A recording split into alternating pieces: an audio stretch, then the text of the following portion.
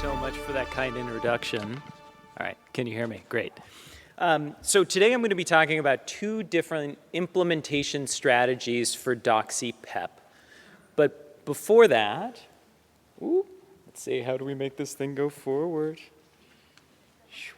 Nope. Oh no. Aha, there we go. Cool. But before that, let's talk about doxycycline post-exposure prophylaxis, or Doxy-PEP. It's a simple idea. The idea is that within 72 hours, ideally 24 hours of sex, take 200 milligrams of doxycycline once, and it might prevent bacterial STIs. So, simple idea, does it work? I think among men who have sex with men and transgender women, we can now say yes. So we have multiple large clinical trials in this population which have produced impressive results with the hazard ratios and relative risks that you can see here. Recent systematic review and meta-analyses have essentially shown that we think that Doxy-PEP now can reduce the risk of chlamydia and early syphilis by about 70%, and then depending on local tetracycline resistance, reduce the risk of gonorrhea by 50% among men who have sex with men. So you say, great, Tom, that's a clinical trial. Does it work in real life? And I think increasingly we can also say yes. So this is a really nice interrupted time series analysis performed in San Francisco. This is looking at the periods before and after their sexual health clinics implemented a recommendation for Doxy-PEP in October of 2022. And what you can see is in the 13-month period after the implementation of that recommendation, the monthly cases of chlamydia and early syphilis decreased by 50% compared to the pre-implementation trends. So this is the first population-level evidence that shows us that Doxy-PEP works. So much so that the US CDC, a week ago last year, implemented these guidelines, which now recommends providers in the United States counsel men who have sex with men and transgender women who have had a bacterial STI in the last 12 months on Doxy-PEP, and then provide a prescription if appropriate.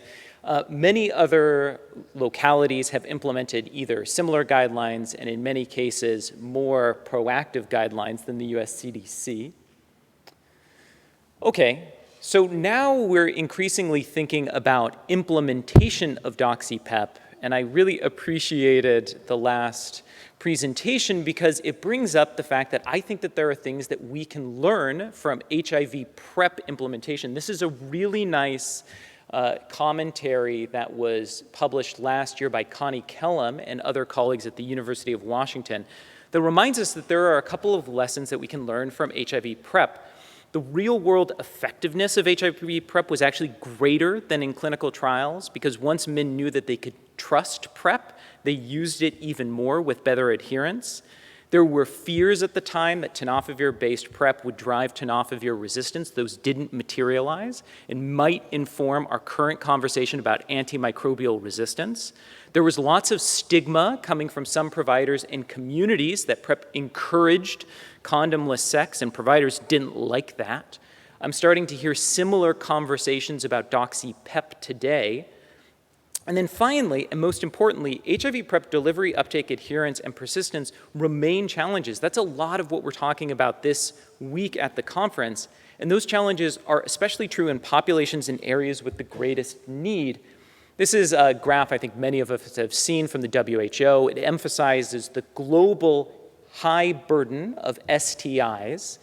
And what I would like to point out is it's a global burden that we have, but our Doxy-PEP research really comes from just two spots, the west coast of the United States and France. And I would like to give a shout out to Janelle Stewart and colleagues for their one trial in cisgender women in Kenya. But largely, our research and understanding of Doxy-PEP comes from two high-income countries. So what do we know about Doxy-PEP implementation? Here, I'd like to give a shout out to Lei Zhencheng, who's at the University of Hong Kong. He is putting together a systematic review looking at what we know so far about Doxy-PEP implementation. And what he's found, not surprisingly, is we don't know very much, and we know next to nothing from anywhere outside of Europe and the United States. So in terms of awareness, how many men know about Doxy-PEP?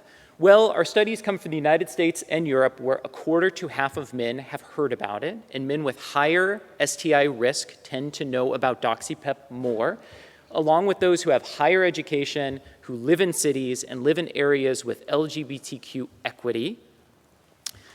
Okay, so that's how much men have even heard of it.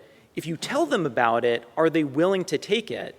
And at least in North America and Europe, the answer appears to be yes, with half to up to 85% of men saying that if Doxy-PEP were available to them, they would take it, particularly among those men who have higher STI risk, either actual or perceived.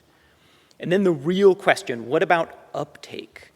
What do we know about how much men use Doxy-PEP? Again, almost all of our information comes from North America and Europe. And here the numbers, I think, if you're a supporter of Doxy-PEP like I am, are troubling. Because really the percentage of men who have sex with men who have used Doxy-PEP after sex is in the single digits and mostly in the teens in most studies.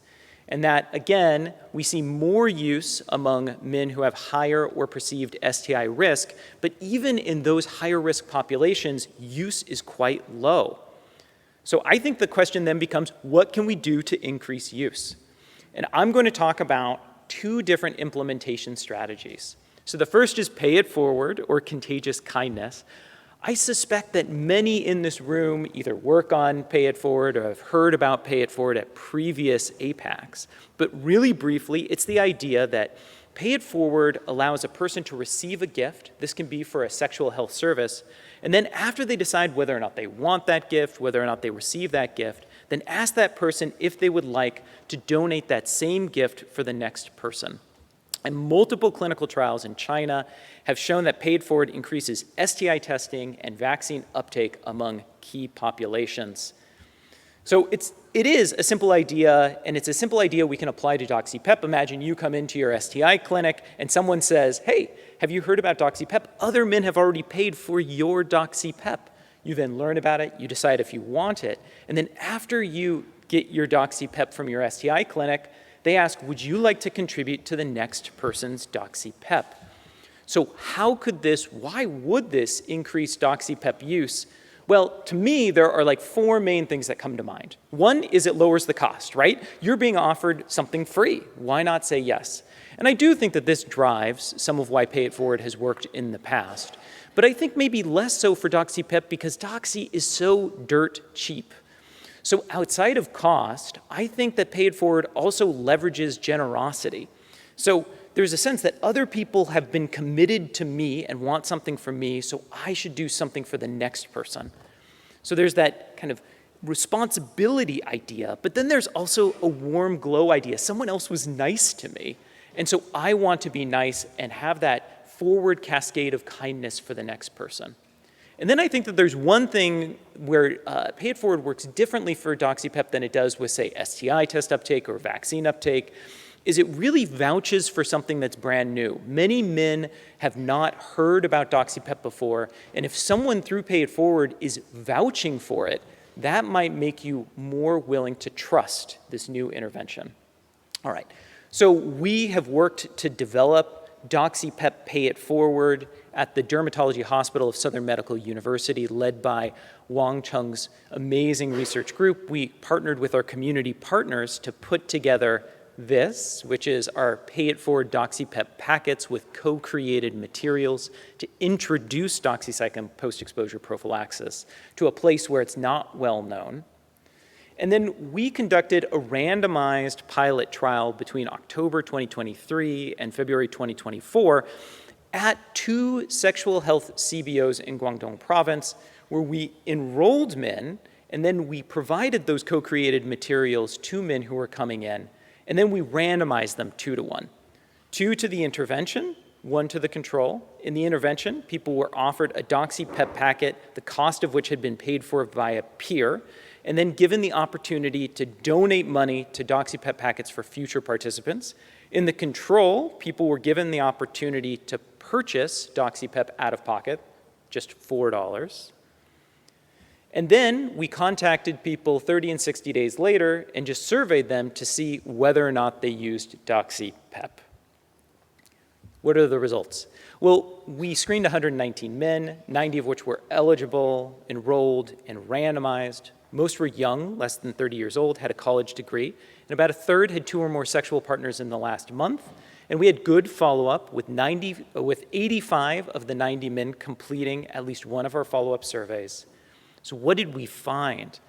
Well, in the intervention arm, that pay-it-forward arm, 98% of men accepted a Doxy-PEP packet from us. That's compared to 20% of men in the control arm who opted to buy doxycycline. And then after 60 days, 53% of men in the pay-it-forward arm had used doxycycline after condomless anal sex, compared to only 30% of men in the control arm. That was statistically significant. And then those pay-it-forward outcomes, 20% of men in the pay-it-forward arm had made a donation. The average donation, the median donation was 40 renminbi, and the total amount was 720 renminbi, which was 40% of the overall cost of the doxycycline. Okay, so promising results. In the last few minutes, I would like to talk about one other implementation strategy, that's social network distribution. This can leverage peer networks to widen the reach of Doxy-PEP. Now, social network distribution, what is it? It asks individuals to distribute a supply or a service directly to peers after they've received a brief training. We see that's a lot for HIV and syphilis self-testing. But I would encourage everyone to also think of expedited partner therapy as another form of social network distribution, where when a patient is diagnosed with chlamydia or gonorrhea, we can give extra medications to their partner so that their partner can be treated for the STI without seeing a healthcare provider themselves. So is social network distribution of Doxy-PEP crazy? I don't think so. But I think that there are some pros and some cons. So we know social network distribution is safe and effective for other sexual healthcare services. It can reach MSM who are not coming into our clinics and CBOs already. Doxycycline is a pretty safe antibiotic. One of my favorite antibiotics is an ID doc myself. And I think that this really allows us to ally with MSM communities and patients, because many of the men that I see in my sexual health clinic are already distributing doxycycline to their peers, and this shows that we care about their community health. There are some cons, though.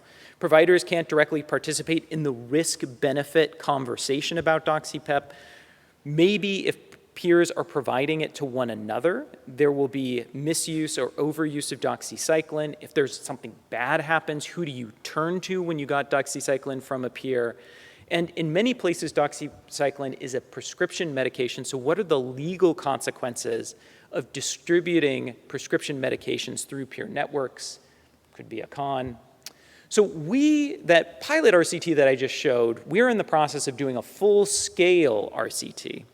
And in this full-scale RCT, we have incorporated social network distribution, where we have 3 arms, and one of the arms in this full-scale RCT also has social network distribution involved. What does that look like? In the control condition, men self-pay for Doxy-PEP, and they're given referral cards to then distribute to people to ask them to come back into our clinic. In the intervention arm, we give extra doxycycline packets for people to give directly to their peers. And then we ask them to add us on WeChat, and we ask them some questions several months later. These are some interim results from our first 3-month survey time point. You can see that we've randomized people, we've completed enrollment and randomized almost 400 men to the 3 arms. In the self-pay and peer referral arm, remember when we're asking those referred peers, those alters, to come back into clinic, 100% of the men accepted a peer referral card. They said that, sure, I'll give it to my friends. And then they recruited 113 alters, of whom 91% completed a follow-up survey so far, and 36% of those alters had used Doxy-PEP on at least one occasion after condomless anal or oral sex. All right, what about in the Pay It Forward, and social network distribution arm, well, 96% of those men accepted the extra Doxy-PEP packets to give out to their peers. They distributed it to 72 alters at least. These are the ones who added us on WeChat and let us know that they had received Doxy-PEP through a peer. Of those, 61 so far have completed a 3-month survey to let us know about their Doxy-PEP use, and 79, almost 80% of those alters had used Doxy-PEP, so much higher Doxy-PEP use in those who had received through peer intervention, through peer social network distribution. So conclusions, we really do have little published literature on Doxy-PEP implementation, particularly outside of high-income countries. Pay It Forward might be a strategy to increase Doxy-PEP use compared to what I think will be the standard of care, which is self-pay. Doxy-PEP uptake was higher among men who received their doxycycline directly from their peers than from sexual health community-based organizations. And we have an ongoing RCT collecting data on STI incidence, antimicrobial resistance, and other implementation outcomes, and I'm looking forward to reporting back on those sometime soon. So this is a big thank you to all the people involved in this, particularly our study participants, and thank you all for listening.